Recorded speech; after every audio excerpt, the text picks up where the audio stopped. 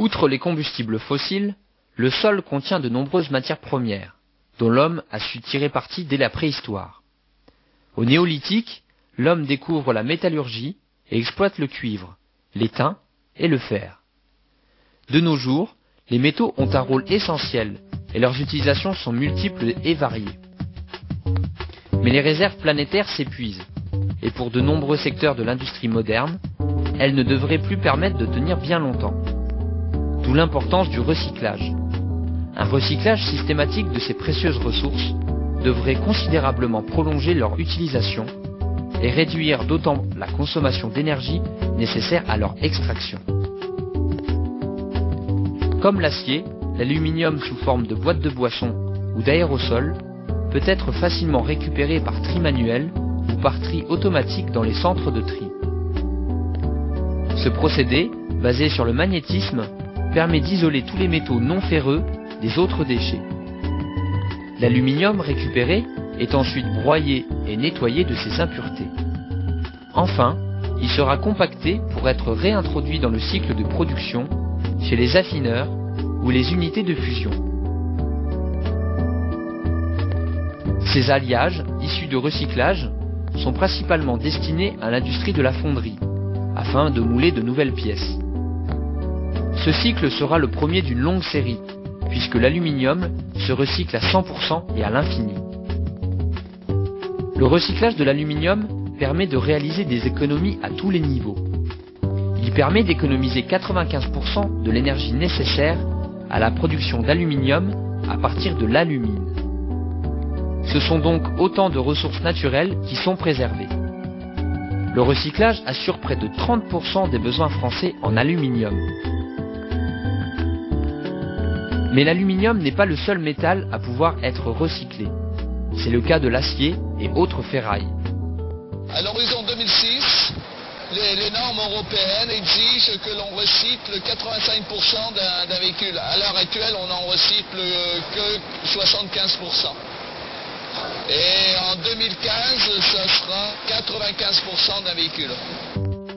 Des ferrailles de diverses origines sont préparées, nettoyées, découpées, triées, puis chargées dans un grand bac, appelé poche. Cette poche est ensuite chargée dans un four électrique, dans lequel on plonge ensuite une énorme électrode. Au bout de 30 minutes, l'acier est en fusion. On peut ensuite vider le four et couler l'acier en longues barres que l'on appelle brames. Celles-ci sont ensuite laminées et les ferrailles revivent sous forme de poutrelles ou de pales blanches qui serviront à la construction. On utilise aujourd'hui d'énormes quantités de papier.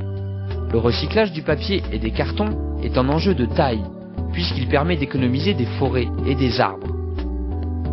Tous les papiers jetés sont redirigés vers des centres de tri sélectifs.